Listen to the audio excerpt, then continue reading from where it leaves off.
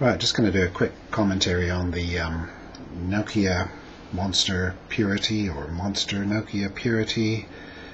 Not sure who makes what, but one of them's a manufacturer, one's what it's for, and the other one is what it is. I think what it is Purity High Definition in-ear headset. I bought these because I have Nokia Lumia phone, which I really like. Wanted to get some good sounds out of it. I like these inner ear earbuds because I can wear them in bed, I can wear them in the car, wear them on the street. I don't like walking around with a great big pair of headphones on. And it's more about practicality for me than it is about the sound, but I did want better sound than the included headset, and this is definitely that. It's not an unboxing, but the box is really nice. You get a little zipper case, which is quite nice. Let me just put up the brightness a bit. Little zipper case, quite nice. Too much hassle to use as far as I'm concerned, but if I was storing these for a trip or something, yeah, I'd probably put them in this. But I wouldn't use that every day. Instructions, more of these little plastic things, really good. These are really nice, definitely really nice. They made little bits of rubber. I like them a lot. Lots of different sizes. The default ones worked for me. And here's a cable. There's a cable in here that I think converts the sound for use with a Symbian, Nokia Symbian device, which I do not have and I don't care to have. So, nice box. I got black because my phone is black. Oh, I'll use the box here just as a backdrop.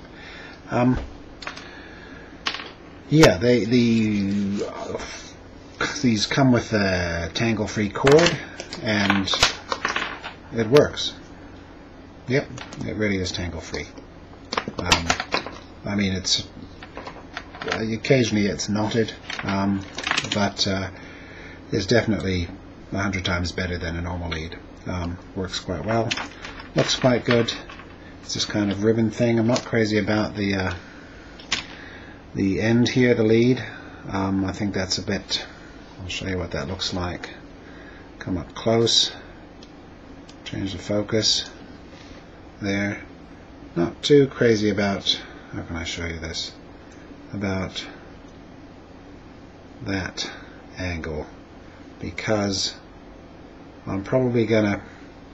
I'll probably hit this with a phone. It'll be on the phone, and then it'll drop, and then it'll get bent around that edge, and it's just too sharp an edge for me. It really needs a bit of shrink wrap or something around there to give that a bit of protection. The rest of it feels good. I mean, these things are always plasticky. Can't really be too concerned about that. It's got up, down, and a button in the middle.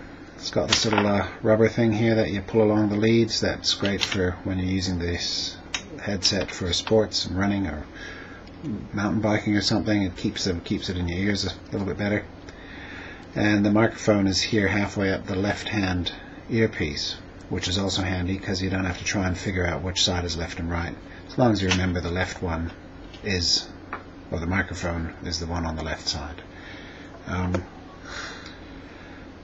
The first thing I'll quickly show you is how it works. Here's my device. I'll try and focus. I don't use this on autofocus because it just doesn't follow very well.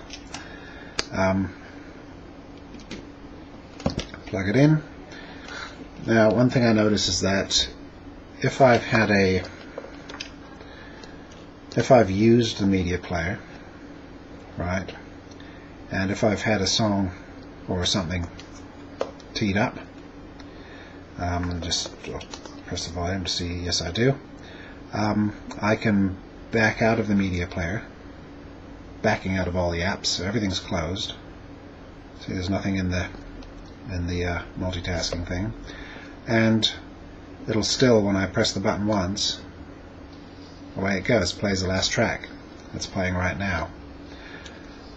There it is. So that's quite nice. As long as you've had something playing at some point, that track will play as soon as you hit the go button. Hit it again, it stops. Works perfectly well. It works when the device is off. It doesn't have to be on. It's off right now. Press the button. Yep, there we go. It's playing. Turn it off. Okay. So it works whether the device is on or off, which is quite nice as well. What else? I'll just stop that. I'll stop it like that. In terms of the skipping tracks and so on, it took me a little bit to figure it out. When you press once, that's a pause play. If you press twice, that skips a track. And in fact, if I turn the player on, you can see it better. Just go there. Oops, sorry. Turn it on. Bring up the player. If you don't know that, you can just tap the name. Just for those who didn't see that. If you've got this little player screen up, if you just tap the name below the controls, it brings up that, oops, I missed it. Tap there, brings up the track.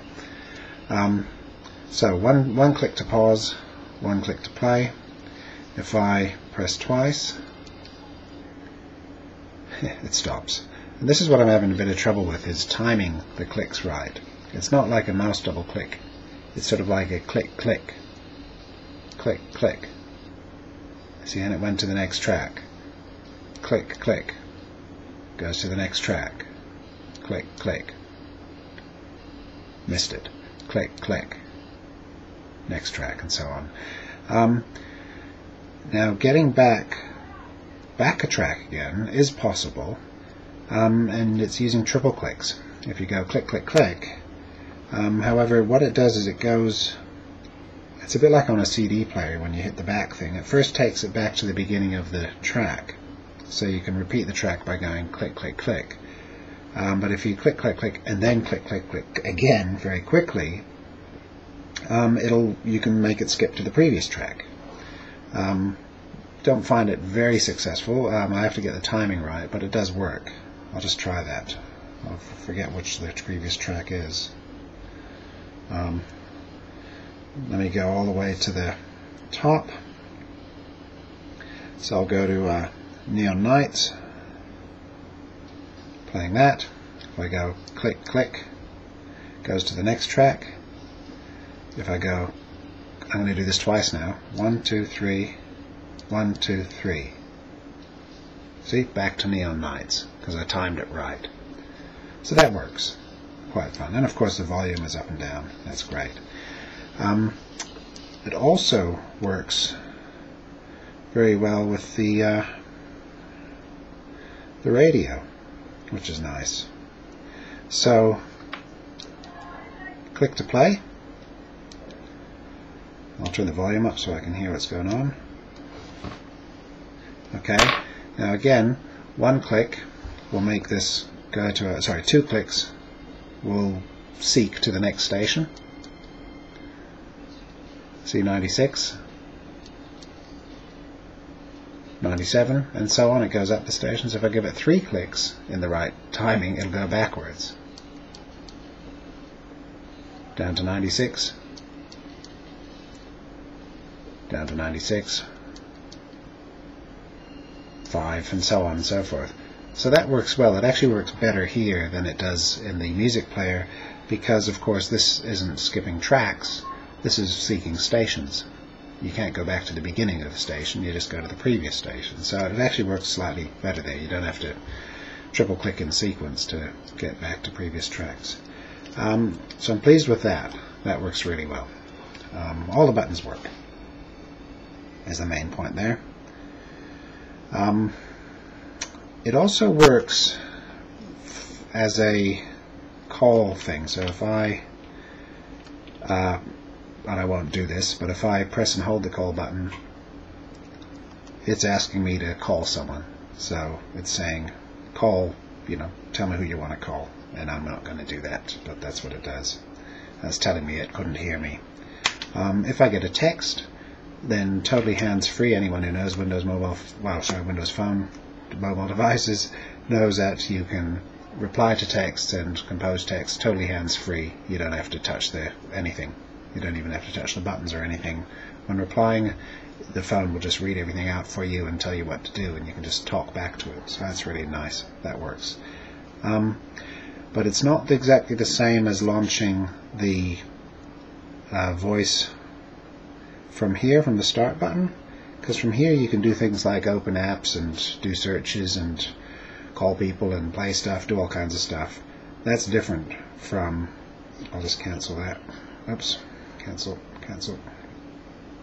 Doing it from here just launches the ability to call someone. So it's sort of a targeted thing, which makes sense. That's fine. Now that's all the features. Now regarding the sound, I'm not very fussy, but I know no good sound when I hear it. Done enough work in studios to know enough about sound. Now these, if we take a normal headset like the included ones that come with it, and if we say that that's got a curve from low to high, it's not a straight line, not straight response, it's very much a curve with no lows, no highs.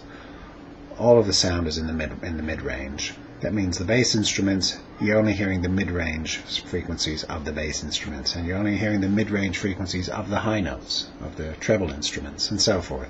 So everything is very wooden and sounds very mid-rangey. If you then switch, and also when you do that, you tend to use higher volume in order to, you can wind up the volume because there's not a lot of highs, it doesn't hurt your ears, and you try and get the volume up to get a bit of bass in. And I find I have to have the volume quite high. But if you change to these, you instantly notice a couple of things. It's a lot louder, probably about 7 or 8 clicks down on the 30-step dial on the Windows Phone device, because it's bright. It's a lot brighter. And at the same time, you'll also notice that the bass, whatever you were listening to in the bass, is all of a sudden incredibly clear. What you might have thought was just a muffly bass line all of a sudden turns into multiple instruments and multiple tracks that the producer has put together to make some kind of a rich bass sound, and you can hear them all. The thing is, they're not very bassy. So if the old phones, cheap phones, have a center weighted curve, how can I do this on this video? There we go. Okay. If the from low to high, if the cheap headphones, it's my phone trying to get me to talk to it. I'm not going to talk to you. If the cheap headsets are very center weighted like that, then so it's like that from low to high, it's all back to front to me. Then the Nokia here, the ideal headset would be quite loud and dead flat. And I get the impression, subjective this is of course, that this Nokia is actually something like a straight line like that. So the bass is not fully there, and how can it be? Because it's an in-ear bud thing. It's not a full-size headset. So there is still a lack of bass relative to the highs and the mids. However, because it's got a full response of all these high notes, you can hear everything, so that even the bass instruments have a full range of frequencies. It's very, very clear. But there's a lot of highs, a lot of treble, And so as a result, what tends to happen is it's immediately a lot louder. And so you turn it down, and you end up actually down here somewhere. You turn the whole thing down, which actually drops the bass a bit. You still get the nice clarity, but because it's so trebly, you end up turning it down. Great for the volume. I think overall that's probably what's going on. You get good clarity, excellent clarity, a lot of definition in the sound, not a lot of bass, quite a bit of treble. Not as bassy as I was hoping for. I wanted it to be more bassy than that. But I didn't actually expect anything else from these kinds of headsets. I mean, what can you expect? It's such a tiny driver. What's it going to do? Overall, I think it's good. Worth it for the size. It doesn't replace a big headset or set of speakers. It does make one wonder whether or not a device like this should have a bass or should have an EQ. Personally, I wouldn't really want that. I like the purist idea whereby the device shouldn't have an EQ. The headsets shouldn't EQ. Nothing should EQ because, you know, the producer who mixed the track down decided on what it's supposed to sound like. EQ is designed to make up for the listening space. You know, if you have a room or a car or something and that's affecting, you know, it's taking a flat sound and turning it into something else. It's got dead spots and so on. The EQ is designed, you're supposed to EQ those out, compensate for dead spots. Okay, well, that doesn't happen. That doesn't exist when you're plugging these things straight into your ears. You don't get dead spots. There's no dead spot between this and your ear, unless you've got a big gob of earwax in there, in which case you should clean out your ears. So really there shouldn't be any EQ.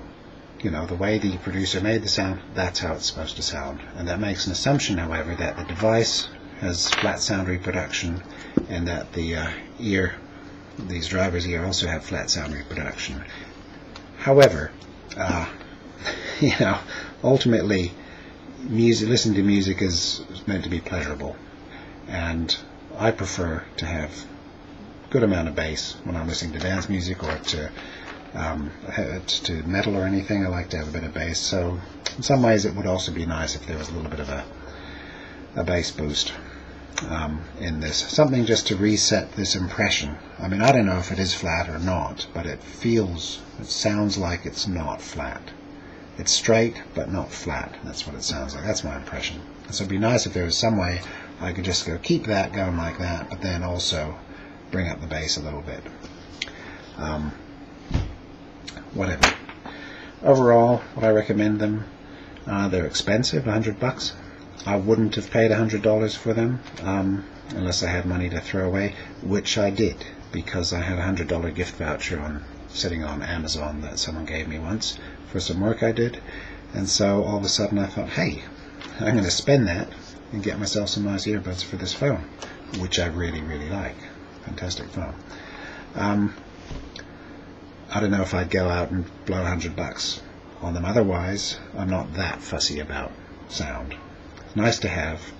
If you've got $100 and you're looking for some good earphones, these are probably the ones to get if you want to use the phone for, you know, use it as a hands-free headset as well. This is really your only choice, and it's the best choice. I think it's really good.